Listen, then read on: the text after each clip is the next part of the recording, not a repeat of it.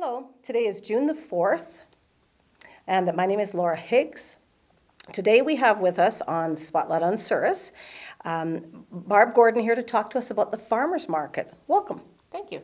Thank you for coming in. This is a very important thing that we have in our community, the farmers market. Yes. But it's not just people opening up their trunks. There's a certain rules and agenda that go along with coming to the farmers market. I mean, us as customers just come in and we'll have to That's buy right. everything up. But you have a lot of things you've put into plan and you've organized, right? Mm-hmm. Okay. So when does the farmers market start? Well, we're going to start on June 28th Okay. this year. Okay. And where is it? It's going to be in the parking lot off of Fifth Avenue, just north of the Crescent there. Oh, The that's public right. parking In lot. the town parking lot, Yeah. they call it, I Mhm. think, right? Yeah. Okay, behind the Crescent and I forget what street that is. Fourth? No, that Fifth. not Fourth. Fifth. Fifth I was Avenue. going to say. Okay. Yes. So how long does it run? It runs till September the 27th this year. That'll be Scarecrow Weekend, and we go from 9:30 to 11 every Saturday. Oh, okay. Every Saturday, 9:30 to 11. Yeah. And is there usually a lineup, people waiting to go into the, Usually, especially at the beginning of the year, and in the fall when the produce is really ramped up, then there's people waiting in line. like the corn? The corn, yeah, Yeah. for sure. I've heard about that, but, Yeah, so we're in the parking lot. There'll be signs posted. I post signs all over town. Some have arrows pointing towards the lot, so you should be able to find it pretty easy. and you post them all over town, usually on the Thursday? Is Usually it the before Thursday. the Saturday? Yeah, yeah, Okay. And this every single Saturday? yes. Ooh. Okay, what's the cost of being a vendor? Like somebody can't just come down there and open up, they have to apply or, Well, some people just pop in unannounced, which is fine. We usually find them a place to okay, park. okay, It's $5 a week, and that just basically covers the cost of the advertising. And we usually have to purchase a few new signs every year because the wind usually yeah. isn't very kind to them. I've lost a few over the years, and the stands that they're on break, yeah. and sometimes they're vandalized, but Yeah. that happens. Yeah, out front of my house, there's a lot of semi-traffic Yeah. and a lot of wind that comes Yeah. over the co-op lumber yard, so it's not very, Yeah, good to them there. Yeah, I try to put them closer to in town instead of out of town because you get the semis coming through, they'll bend over pretty good. Yeah, they will, for sure. And sometimes late at night, the semis do go a little Yeah, fast. they do. I'll say. So that vendors pay you $5 for every week that they're there. Mm-hmm. So, but they usually let you know that they're coming to be a Most part of of them it. let me know, yeah, and then we have our regulars that come. Okay, what kind of vendors then do you have? Well, we have around 16 to 20 on a regular basis. It depends. So we have Souris River Colony. They are kind of our drawing card.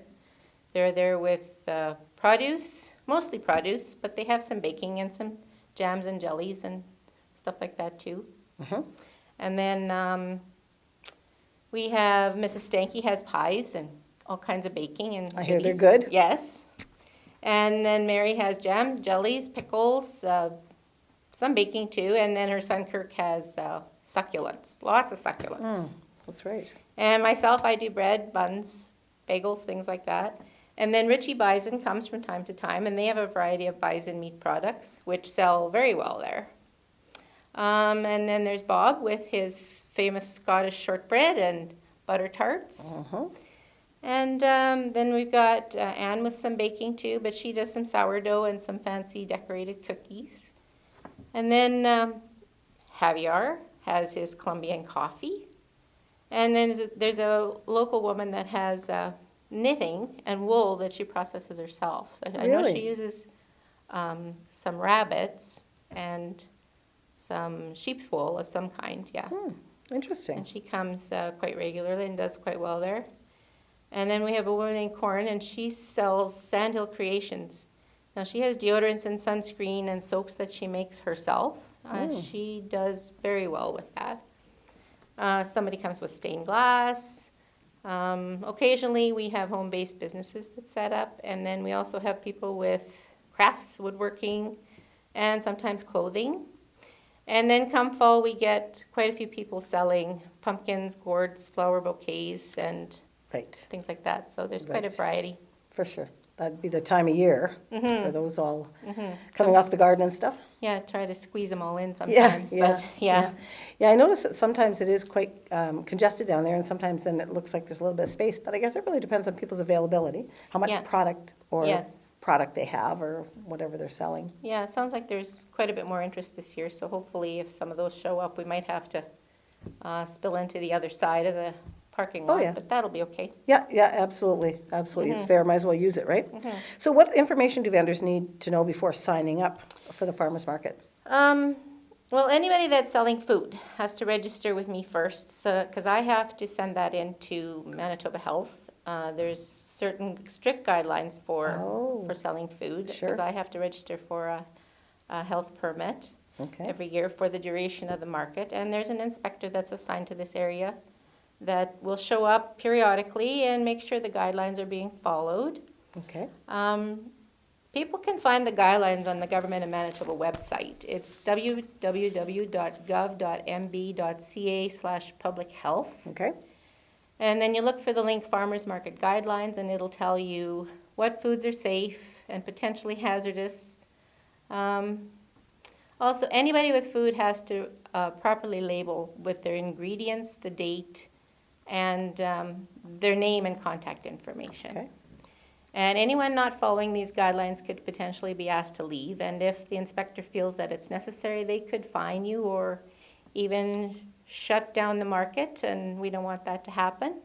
wow. Would that And- affect your paperwork as far as keeping the Yeah, you market know what, open? if they were in the mood, I think they would probably fine the market itself. Okay. So we So- haven't had any problems that Yeah, way. no, And just wondering, because it is, it's something we want to keep going, so you would hope people that would remember all the rules so that they don't accidentally break them and end up causing a problem for the market itself. we had someone last year showed up with eggs. Absolutely no eggs can be sold Oh, okay, in any public place. Eggs are strictly to be sold to the stores by reputable egg vendors. okay, Now Richie Bison has their own special permit to sell their meat because it's already inspected and she has it Okay. labeled properly and everything. okay, And I think there's someone else that wants to sell beef, and they apparently have their own permit too. So that's going to great, be safe there, I think. great, yeah. And that meat they're selling, is it come frozen packaged Yes. meat? Okay, all right. So Frozen they- package, so they Okay. have a generator to keep the Okay. freezer going. and- Sure, sure, to make sure that's proper temperature and stuff. What other information should the public be aware of? Well, basically just come and browse. The last few years, we've had quite a few customers stroll through with dogs, which isn't a problem if they have them under control. So we've had signs visibly posted saying all dogs must be leashed and in control at all times. It's just for everybody's safety. Dogs see other dogs and get really excited, and there was an incident or two where some of the displays almost got knocked over. We've got people coming through with walkers and scooters, and we just don't want anybody. They're at risk. If Yeah. a dog grabbed their walker, And like the leash or whatever. most of the majority of the vendors are informed of this, and they won't hesitate to tell the people to keep their dog under Please. control. And Yes. and if they're going to be too out of control, they'll be asked to leave. It's just for public safety. Yes, yeah, for sure, for Yeah. sure. And you do have a lot of people come down in their scooters, Yeah. walkers, they got their basket there and they put their vegetables in their basket and they walk back home. I mean, at least they're getting out and getting exercise, but That's right. they're high-risk people, for sure. Yeah. Yeah, and I mean, the ground is nice and level there. There's good parking, so we kind of want to keep it in that area. And, yeah, so, It's a good space. It's a very good space for a farmer's market. yeah, it is. And so if anybody knows of anybody that wants to be a vendor or wants to be a vendor, they can give me a call, And your phone number, 204? 483-0200. There you go. Yeah. And anything else you would like to have down there if you could? Yeah, I mean, if anybody's interested in like buskers are welcome, so if anybody wants to come and entertain for a little while, they can just set their rig up there and entertain us. Okay. I enjoy it. I don't know if anybody else does, but we had a few come last year and it was kind of nice. Nice. Yeah. Good. Good. Just adds a little bit of ambiance It to the does. whole market itself, you It know, does, and, yeah. and people, so many people stop and visit. Well, that's and where they visit. Yeah, yes. absolutely. You run into each other down there and have a visit. You haven't seen your friend for 3 weeks, so you got to catch up. That's right. So it's more of a social outing. I find there's just so much to do when I go there. It's really hard to get to all the tables and check out what they have because I'm busy visiting. Yeah, I think a lot of them, especially the older people, they come in for that specific reason, is to visit. So Well, good for them because Yeah. they need the do. socialization for sure. yeah, Okay, I think that's everything. We covered everything. I And think so. Yeah. that's good. So I look just didn't forward to seeing realize everybody. that farmers market had such stringent rules. Yeah. Oh, I yeah. assumed there were some rules, but I didn't realize that there's such stringent rules. I mean, I show up and I want to get my That's right. carrots and potatoes and out of there, right? That's right. So yeah, Yeah. for sure. And besides, visit with my friends, of course. Yeah. But thank you so much for coming in and sharing that with us. We really appreciate your time. Thank you. I appreciate it too. Thank you so much for joining us here at Spotlight and Service. Have a wonderful rest of your day.